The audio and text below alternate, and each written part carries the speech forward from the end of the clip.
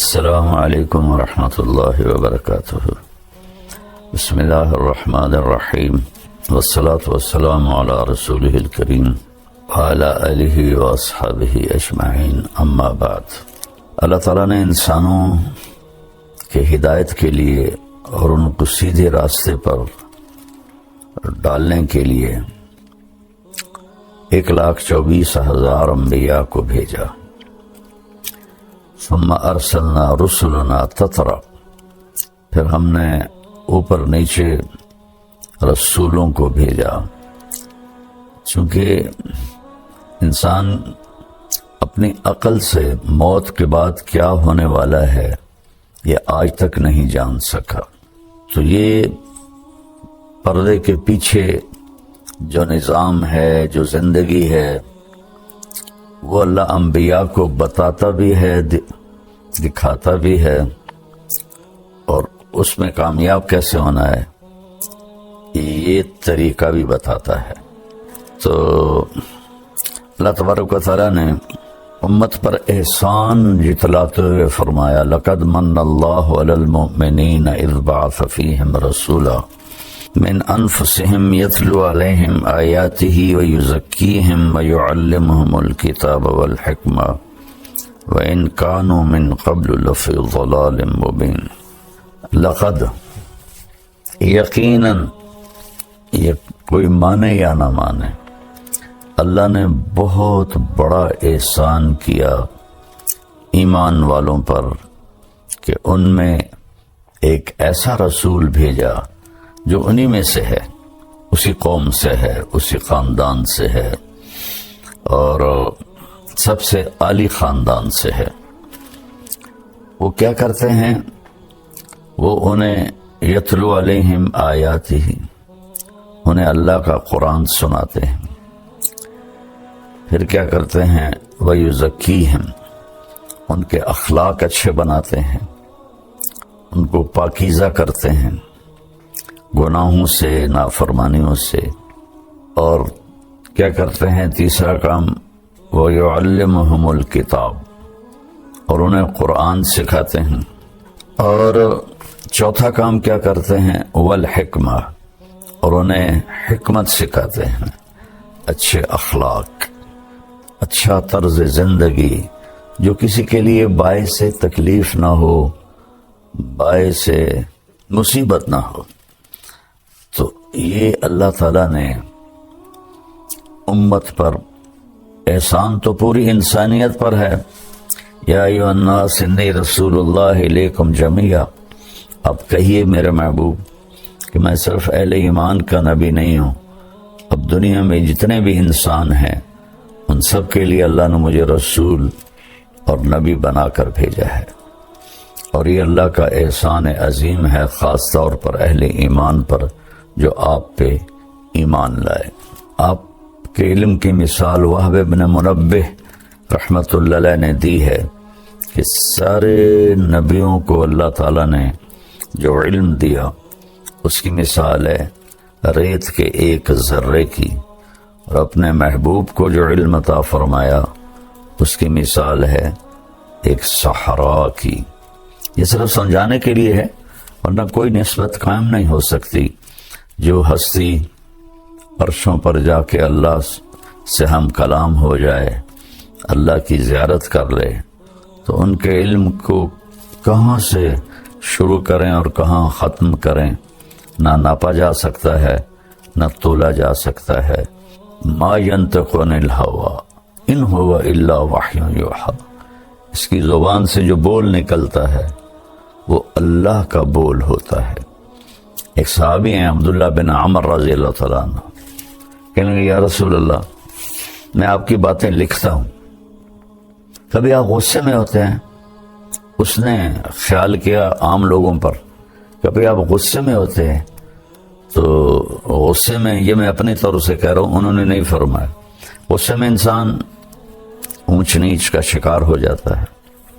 تو یا رسول اللہ کیا میں اس وقت بھی آپ کی باتیں لکھ لیا کروں؟ تو آپ نے فرمایا اکتب فوالذی نفسی بیدہ لا یخرج من ھذا الا الحق، آپ نے فرمایا ہر حال میں میری باتیں لکھو، اس ذات کی قسم جس کے قبضے میں میری جان ہے۔ پھر آپ نے اپنی زبان باہر نکالی اور اس کو ایسے پکڑا کہ اس زبان سے حق کے سوا کچھ نہیں نکلتا۔ تو اس وقت ہمارے زوال کی ایک بہت بڑی وجہ ہے کہ ہم نے اپنے نبی کی تعلیمات کو بھی چھوڑ دیا، ان کی باتوں کو بھی چھوڑ دیا، ان کی باتوں کا یقین چھوڑ دیا۔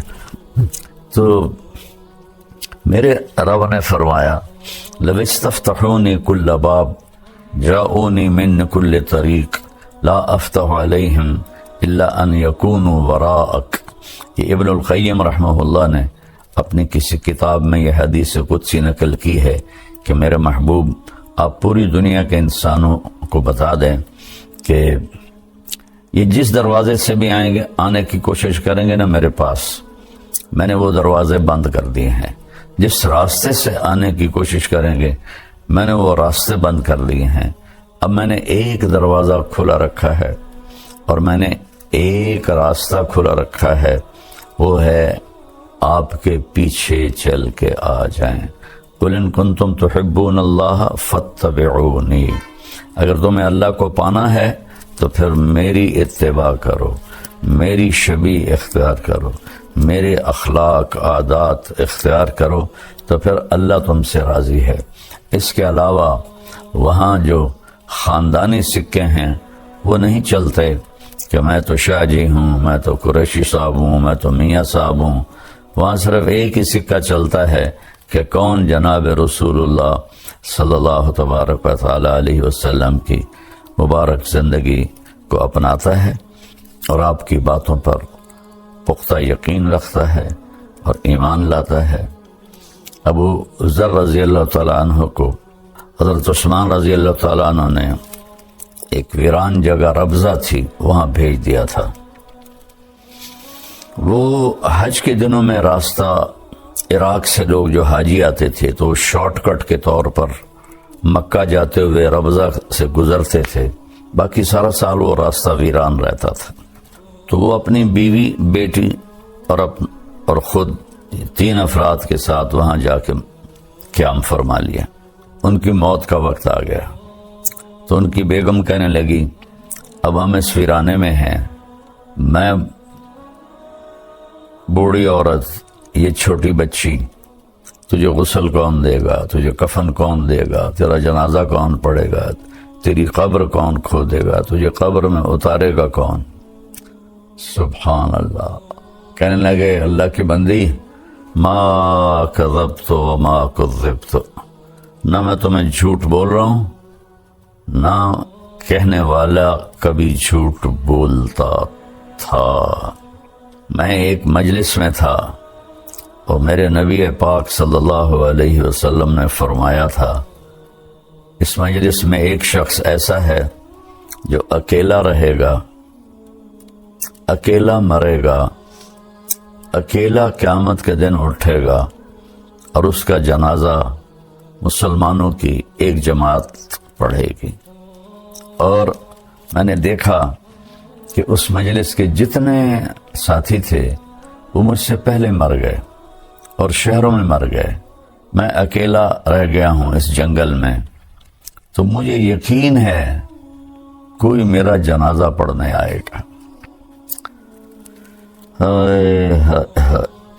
وہ کہنے لگی انا وقد انقطع الحاج، کہنے لگی ابو ذر یہ کیسے ہوگا، اب تو حج بھی کوئی نہیں ہے کہ حج کے قافلے گزریں اور کوئی تیرا جنازہ پڑھ دیں۔ فرمانے لگے کہنے والا بہت سچا ہے، یہ یقین کر لو۔ کتنی عام بات ہو گئی ہے، جھوٹ کے بغیر تو تجارت نہیں چلتی، جھوٹ کے بغیر تو کام نہیں چلتا، سود کے بغیر تو بڑا کام نہیں ہو سکتا۔ کتنا بڑا ہم نے اللہ کے نبی کی بات کو ٹھکرا کے رکھ دیا۔ میرے نبی نے فرمایا کہ جھوٹ الصدق ینجی والکذب یہلک، جھوٹ ہلاک کر دیتا ہے، سچ کامیاب کر دیتا ہے۔ سود سے اللہ مال گھٹاتا ہے اور صدقے سے اللہ مال بڑھاتا ہے۔ کہنے لگے جا راستے پر بیٹھ، کوئی آئے گا۔ تو وہ جا کے بیچاری، انہوں نے کہا چلو بوڑھا آدمی ہے۔ فرمایا کیا ہوا؟ کہ کوئی بھی نہیں آیا، اللہ کے بندے آئے گا بھی کوئی نہیں۔ اچھا، اگلا دن گزرا، اگلا دن آیا، فرمایا کہ بیگم جاؤ اور راستے پہ بیٹھ جاؤ۔ کہنے لگی وہ راستے میں ریت کے سوا کچھ نہیں ہے۔ کہا تو جا تو صحیح۔ وہ جا کے بیٹھ گئی، کوئی بھی نہیں گزرا۔ شام کو واپس آئیں، کہنے لگی کوئی بھی نہیں گزرا۔ تیسرا دن آیا اور آپ کو اپنی موت کی آہٹ محسوس ہوئی۔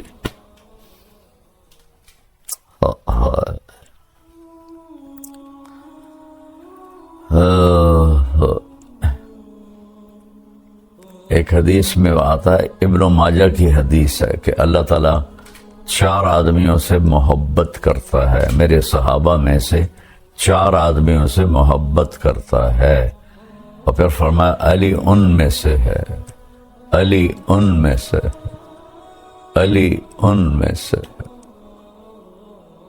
سبحان اللہ۔ فرمایا ابو ذر، مقداد اور سلمان، ان 4 سے میرے اللہ نے مجھے کہا ہے میں پیار کرتا ہوں۔ 3 دفعہ فرمایا علی ان میں سے ہے، علی ان میں سے ہے، علی ان میں سے ہے۔ آگے چل کے امت نے بے وفائی کرنی تھی، آپ نے ایک دفعہ فرمایا بیسے علی میرے بعد امت تجھ سے بے وفائی کرے گی، کیا کرو گے؟ انہوں نے عرض کی یا رسول اللہ میرا دین سلامت رہے گا؟ کہنے لگے ہاں تیرا دین تو سلامت رہے گا۔ کہ پھر مجھے کوئی پرواہ نہیں ہے۔ اور پھر اپنے ساتھیوں کی بے وفائیوں سے اتنا دکھی ہوئے کہ فجر کی نماز پڑھ کے مصلی پر بیٹھتے تھے، داڑھی کو ایسے پکڑتے تھے، فرماتے تو کب رنگین ہوگی، تو کب رنگین ہوگی، تو کب رنگین ہوگی۔ ایک دفعہ آپ بہت بیمار ہوئے تو عرض کی یا رسول اللہ مجھے تو لگتا ہے کہ میری موت کا وقت آ گیا ہے۔ تو آپ نے فرمایا علی نہیں ابھی نہیں، تو اس دن مرے گا۔ آپ نے اپنا ہاتھ ایسے رکھا، جب تیرے اس سر کے خون سے یوں ہاتھ نیچے لائے تیری یہ داڑھی رنگین ہوگی تو اس دن مرے گا، تو اس سے پہلے نہیں مرے گا۔ تو پھر وہ حدیث یاد کر کے ایسے داڑھی پکڑتے اور کہتے تو کب رنگین ہوگی، تو کب رنگین ہوگی۔ کہ آپ کے جو تھے ماننے ساتھی وہ انتہائی بے وفا تھے۔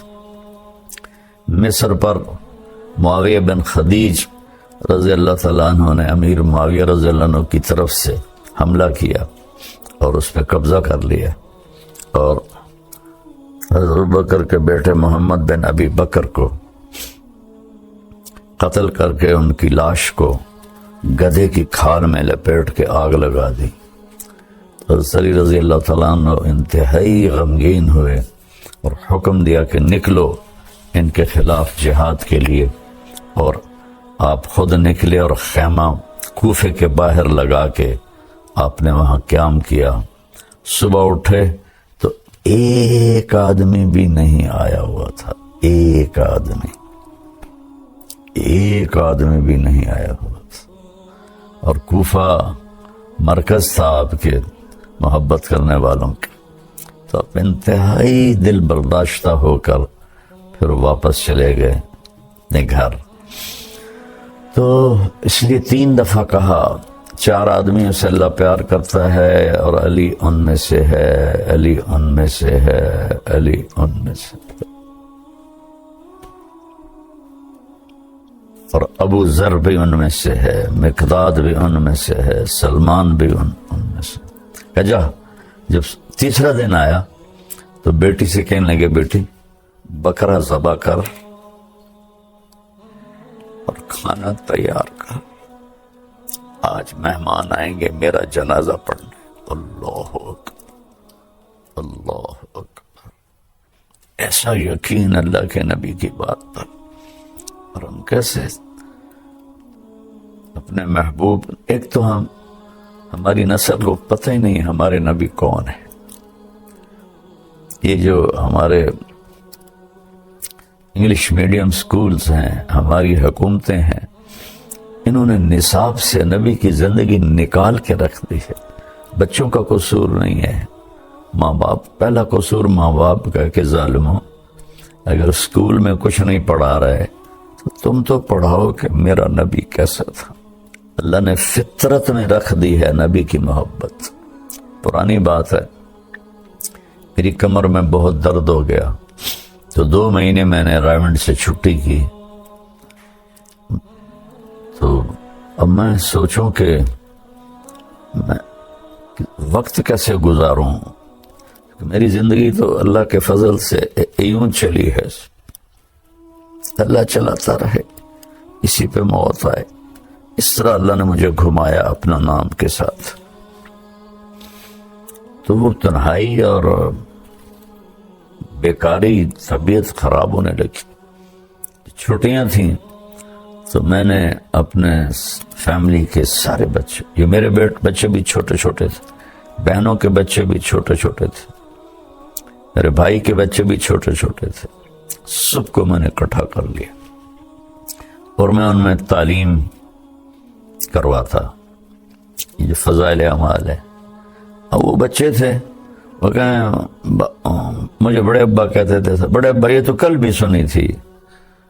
تو میں پریشان ہو گیا، بھائی میں کیا کروں، جو میں حدیث شروع کروں یہ تو کل بھی سنی تھی. تو اللہ نے میرے ذہن میں ڈالا. میں نے کہا اچھا اس کو ہم چھوڑتے ہیں، میں آپ کو اپنے نبی کی زندگی سناتا ہوں. کہنے لگے ہاں. تو میں نے 2 مہینے پورے اللہ کے فضل و کرم کے اپنے نبی کی پوری زندگی سنائی. میرے اللہ نے مجھے توفیق دی، میں نے اللہ کے محبوب کی زندگی کو سینے سے لگا، میں نے اسے پڑھا. میرے اوپر سیرت کی زندگی غالب ہے. تو آخری دن جب میں نے اللہ کے نبی کی وفات سنائی کہ ہمارے نبی فوت کیسے، اس وقت میرے بڑے بھتیجے کی عمر کوئی 5-6 سال تھی، طاہر میاں کا بیٹا زین العابدین. تو اپنی ماں کی گود میں بیٹھا تھا. تو جب میں نے یہ بتایا نا تو وہ دھاڑے مار کے رونے لگا. 5 سال کے بچے کو تو پتہ بھی نہیں ہوتا نبی کون ہوتا ہے. واللہ وہ دھاڑے مار کے رونے لگا اور ماں سے ایسے لپٹ گیا. ہمارے نبی کیوں فوت ہو گئے، ہمارے نبی کیوں فوت ہو گئے، ہمارے نبی کیوں فوت ہو گئے. علی میرا بیٹا ہے، اس کو سب سے پہلے میں 2.5 سال کی عمر میں عمرے پر لے گیا. جب میں اپنی ماں کے ساتھ گیا وہاں ریاض الجنہ میں، ماں سے کہتا ہے ماما میں نے اپنے نبی کو دیکھنا ہے، میں نے اپنے نبی کو دیکھنا. والدین نے یہ فطرت اولاد کی مسخ کر دی، تباہ کر دی. انگلش بولے. تو کبھی زبان سے بھی کوئی قوم عروج پاتی ہے. چین والوں نے کتنے انگلش سیکھی ہے، جاپان والوں نے کتنے انگلش سیکھی ہے، کوریا والوں نے کتنے انگلش سیکھی ہے. وہ کمبخت 100 سال ہمیں غلام بنا کے گئے، اس غلامی سے نکلتے ہی نہیں ہے. نسل جانتی ہی نہیں ہے اللہ کا نبی کون ہے. تو ان کے سامنے زندگی کیسے آئے گی کہ زندگی گزارنے کیا ہے. تو پھر وہ بوائے فرینڈ بنائیں گی لڑکیاں، گرل فرینڈ بنائیں گے لڑکے، فحاشی آوارگی کی فضا بنے گی، نشوں پہ لگیں گے. ہمارے زمانے میں یعنی میں 71 تک رہا ہوں گورنمنٹ کالج، اور 64 سے 69 تک میں رہا ہوں سینٹرل ماڈل سکول. کسی کو پتہ ہی نہیں ہوتا تھا نشہ کیا ہے. سگریٹ تو میں بھی پیتا تھا اور سارے پیتے تھے، لیکن کوئی نشہ کرے یہ بالکل نہیں تھا. اور مجھے یاد نہیں کہ کوئی لڑکی ننگے سر، کو ایجوکیشن تھی ہماری گورنمنٹ کالج میں، مجھے یاد نہیں کوئی لڑکی ننگے سر ہوتی تھی، اور ان کے بیٹھنے کا سیکشن اور جگہ الگ ہوتی تھی، لڑکے الگ بیٹھتے تھے۔ اب ہمارے کالج یونیورسٹیز نشے سے بھرے ہوئے اور پہلے مجرم ماں باپ ہیں جنہوں نے انہیں نہ قرآن سکھایا، نہ نبی کی زندگی سکھائی، نہ انہیں آخرت بتائی۔ پڑھو پڑھو پڑھو پڑھو پڑھو، سب اے آنے چاہیے، بی نہیں آنا چاہیے، سی نہیں آنا چاہیے۔ دکھ سے کہہ رہا ہوں، میری اپنی نسل ہے، میری تو محنت ہی اسی پر ہوئی ہے، تو مجھے رونا آتا ہے جب میں اپنی نسل کی بربادی دیکھتا ہوں۔ بیٹی سے کہہ رہے ہیں ابو ذر بکرا ذبح کر، کھانا تیار کر، آج مہمان آئیں گے۔ وہ بھی دل میں کہنے لگی بیچارہ مرنے والا ہے ابا، اس کی کوئی عقل پہ مسئلہ آ گیا ہے۔ بیوی سے کہا جاؤ جا کے راستے میں بیٹھو۔ سبحان اللہ۔ دوپہر سے پہلے، دوپہر ہو رہی تھی تو دور سے غبار اڑتا نظر آیا۔ تیسرا دن تھا، جنگل ویران۔ جب اس نے غبار اڑتا دیکھا تو وہ کھڑی ہو گئی، انہوں نے ایسے اپنا ہاتھ لہرایا تو وہ جو سوار تھے 20 آدمی تھے، سارے اونٹوں پہ سوار تھے، تو انہوں نے دیکھا ویرانے میں ایک عورت کھڑی ہوئی ہے، تو انہوں نے اپنے اونٹوں کا رخ پھیر دیا اس بی بی کی طرف، تو کہنے لگی هل لکم من رغبت ان تسلوا جنازۃ صحابی الرسول، فرمانے لگے کیا آپ لوگ مہربانی کریں گے کہ ایک صحابی رسول فوت ہو رہا ہے، اس کا جنازہ پڑھو۔ تو انہوں نے پوچھا من ہوا، کون ہے وہ؟ انہوں نے کہا ابو ذر غفاری۔ تو سب رونے لگے، سب، اور سب کے منہ سے نکلا نفدیہ بآبائنا و امہاتنا، ہمارے ماں باپ ابو ذر پہ قربان۔ یہ کون لوگ تھے؟ ان کے امیر تھے حضرت عبداللہ بن مسعود رضی اللہ تعالیٰ عنہ، جو بہت بڑے صحابہ میں سے ہیں، بدری صحابی ہیں۔ یہ عمرے کے لیے جا رہے تھے مکہ مکرمہ، تو شارٹ کٹ اختیار کیا کہ جلدی عمرے پر پہنچ جائیں، حج تو گزر چکا تھا۔ اصل تو عمرے کے لیے نہیں جا رہے تھے، میرا رب ابو ذر کے جنازے کے لیے ان کو عراق سے چلے تھے۔ جب یہ وہاں ان کے گھر داخل ہوئے تو ابو ذر مسکرائے اور اپنی بیوی سے فرمایا آ گیا نا، دیکھ لیا نا، میں نہیں کہتا تھا، نہ میں جھوٹ کہہ رہا ہوں، نہ کہنے والے نے جھوٹ کہا تھا۔ پھر فرمایا کہ حالانکہ ان میں عبداللہ بن مسعود بھی موجود ہیں، دیکھو بھائی مجھے کفن وہ دے جس نے کبھی حکومت کی نوکری نہ کی، اور حکومت تو اس وقت نہیں تھی، خلافت راشدہ تھی حضرت عثمان کی، اور میرا جنازہ وہ پڑھائے جس نے حکومت کی نوکری نہ کی ہو۔ تو سب کے سب نے کی ہوئی تھی۔ ایک نوجوان بالکل انصاری، اس نے کہا، عمر میں چھوٹا تھا، انہوں نے کہا جی میں نے آج تک حکومت کی کوئی نوکری نہیں کی، اور یہ جو احرام ہے یہ میری ماں نے اپنے ہاتھوں سے تیار کیا، جیسے گھروں میں کھڑیوں پر تیار ہوتا تھا، یہ میری ماں نے تیار کیا ہے، تو بس یہ میرا احرام ہوگا، یہ میرا کفن ہوگا، اور تو میرا جنازہ پڑھا ہے۔ باتیں کرتے کرتے ان کا انتقال ہو گیا، تو انہوں نے سارے رسومات پوری کر کے جنازہ پڑھا کے دفن کر کے جب جانے لگے تو حضرت ابو ذر کی بیٹی نے کہا حضرت عبداللہ بن مسعود سے، یا عم الی الغداء، کھانا کھا لے۔ انا لکی بنا علم، تمہیں کیسے ہمارا علم تھا کہ ہم آ رہے ہیں؟ کہ ابا نے کہا تھا کہ آج ضرور آئیں گے، اللہ کے نبی نے کہا تھا ضرور آئیں گے۔ تو عبداللہ بن مسعود اتنا روئے، کہنے کہ واہ ابو ذر، تو نے مر کے بھی سخاوت نہ چھوڑ، ذرا کھانا کھا کے۔